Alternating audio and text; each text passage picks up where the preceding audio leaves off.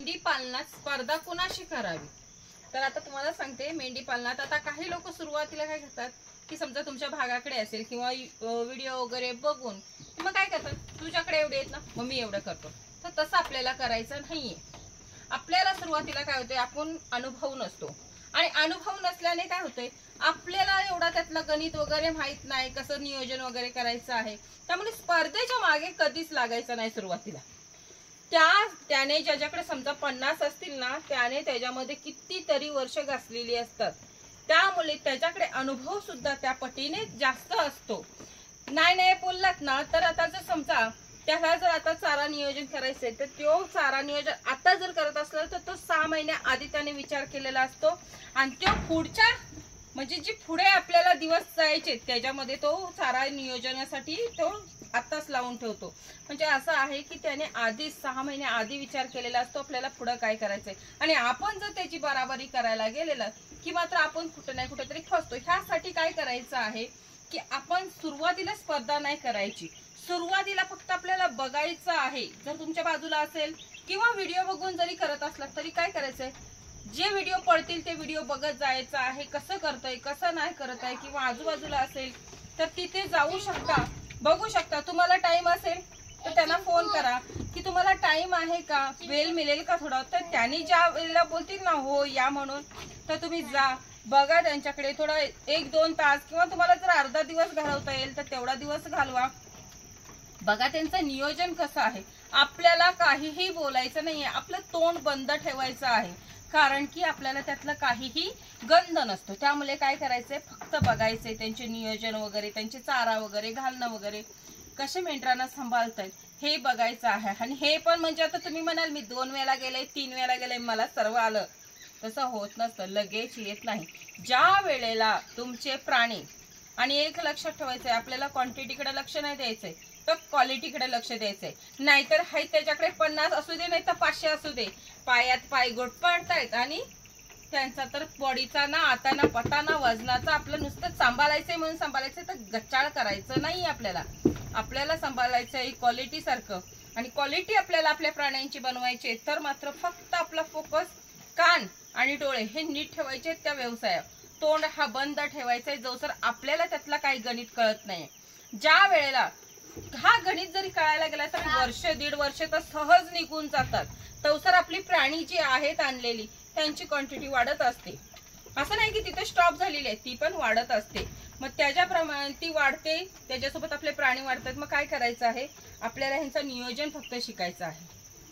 ज्या वेळेला तुम्हाला हे गणित कळेल की मी एकदम आता मला समजलेलं आहे चारा नियोजन, त्यांचं राहण्याचं वगैरे सगळं आता मी हे ना हँडल करू शकतो, हे सर्व जेव्हा समजेल ना त्या वेळेला मात्र मग तुम्ही त्या गणित अगदी तुम्हाला समजला की मग मात्र त्या ज्या माणसाकडे जास्त आहेत ना त्याच्याबरोबर स्पर्धा करू शकता. पण स्पर्धा पण कुठली करायची आहे, तर स्पर्धा जी आहे ना ती स्पर्धा प्राणी वाढवायची नाही करायची आपल्याला.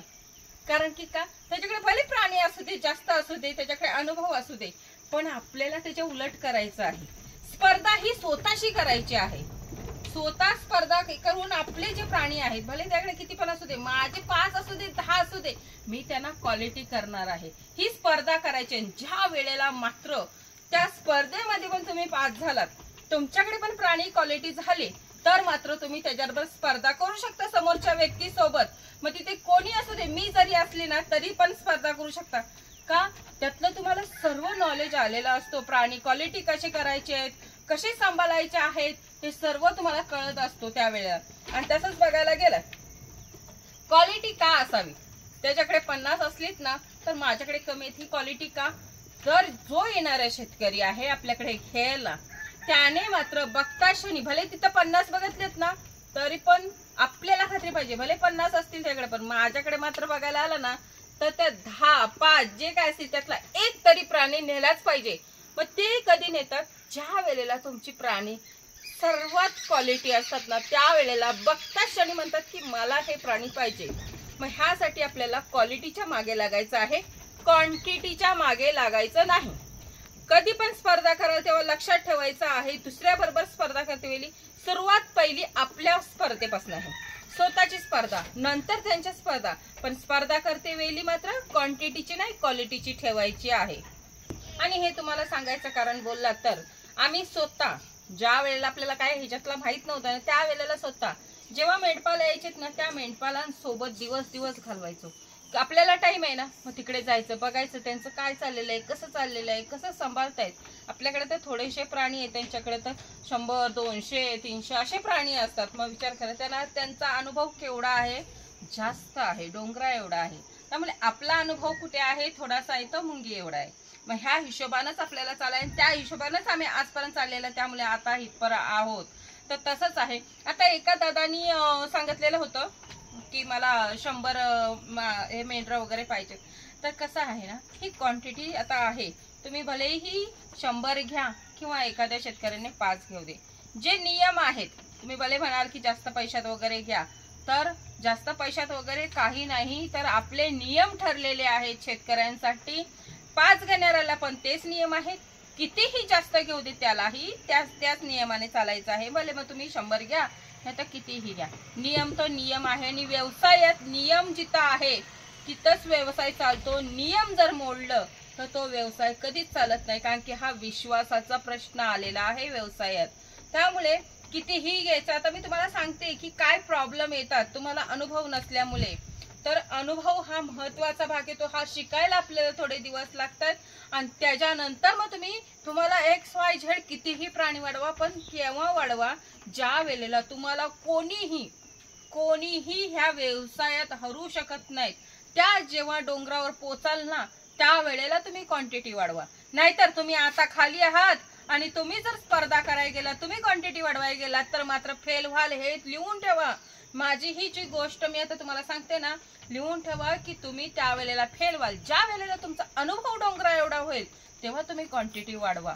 आणि कसं आहे ना, ही क्वांटिटी माणूस करतो आणि अनुभव नसल्यामुळे मग फसतो. आणि मग कुठेतरी मग हा व्यवसाय असं झाला आणि तसं झालं करून आपण सोडून देतो. जसं की मी पोल्ट्रीत फेल झालेली आहे.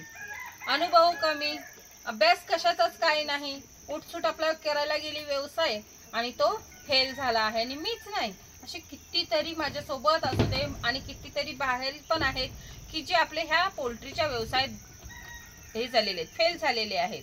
आणि हा फेल कारण तर तुम्हाला सांगितलंच आहे, आपला अनुभव नाही, अनुभव नसतो म्हणूनच हा सर्व गणित फसतो.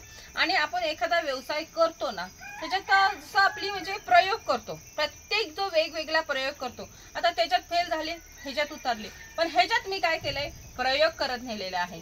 आणि जो प्रयोग करतो, प्रयत्न करतो ना, मात्र त्याचं नाव जरी खराब होतं नाव, आणि नाव जरी खराब झालं तर नाव का खराब होतो, कारण की तो प्रयत्न करत असतो, उलटे पालटे प्रयत्न. आणि जो प्रयोग करत असतो, प्रयत्न करत असतो ना, तो मात्र पुढे जाऊन सक्सेस होतो. जो प्रयत्न करत नाही, प्रयोग करत नाही, तो मात्र सक्सेस होत नाही. त्यामुळे तुम्ही ठरवायचं आहे, प्रयोग करायचा का आपला असंच बसायचं आहे. जर प्रयोग केला तर मात्र सक्सेसच्या दिशेने जात असतो.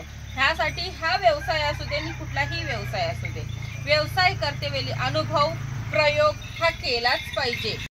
नाव त्याचाच खराब होतो जो प्रयोग करत असतो. मग तो कुठलाही व्यवसाय असू दे, तुमचा व्यवसायामध्ये प्रयोगावर प्रयोग करत असतो ना, त्याचाच नाव खराब होत असतो. कारण की तो प्रयोग करत असताना त्याचा व्यवसाय हा तिथेच थांबलेला असतो, कारण की तो प्रयोग करत असतो, पुढे व्यवसाय वाढत नाही. ह्यासाठी त्याचं नाव खराब होतो. आणि ज्या वेळेला त्याच्या प्रयोगाला यश येतो ना, त्या वेळेला त्या व्यवसायामधला तो कॅप्टन होत असतो. आणि जर समजा त्या प्रयोगाला यश नाही आलं तर मात्र तो उत्तम सल्लागार म्हणून साबित होतो. ह्यासाठीच सांगते, ह्यासाठीच प्रयोग करत राहायचा आहे, कारण की असाही फायदा आहे आपला आणि तसाही फायदा आहे. आणि त्यासाठीच मी प्रयोग हे प्रत्येक टायमाला करतच असते, कारण की नुकसान आपले कुठलेच नाहीये. जिंकले तर कॅप्टन बनेल आणि हारले तरीही उत्तम सल्लागार बनेल. आणि हाच मात्र आपला जो प्रयोग आहे हे प्रत्येकाने केलेच पाहिजे. जो प्रयोग करतो तोच मात्र ह्याच्यात उतरतो, भले मग हारला तरी चालेल, कारण की आपले कुठंच नुकसान नाहीये. आणि तसं बघायला गेलं तर आता क्वालिटी आणि क्वांटिटी आपल्याला लक्ष द्यायचं नाही, क्वालिटीकडे लक्ष द्यायचं आहे.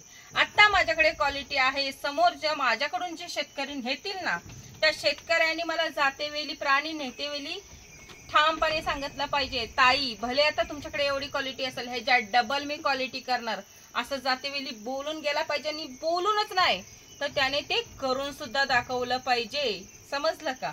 आणि ह्यासाठी सांगते, आपले मेंढ्यात भले कमी असले तरी चालेल, पण मात्र क्वालिटी पाहिजे, कारण की क्वालिटीच लोक बघतात, क्वांटिटी बघत नसते.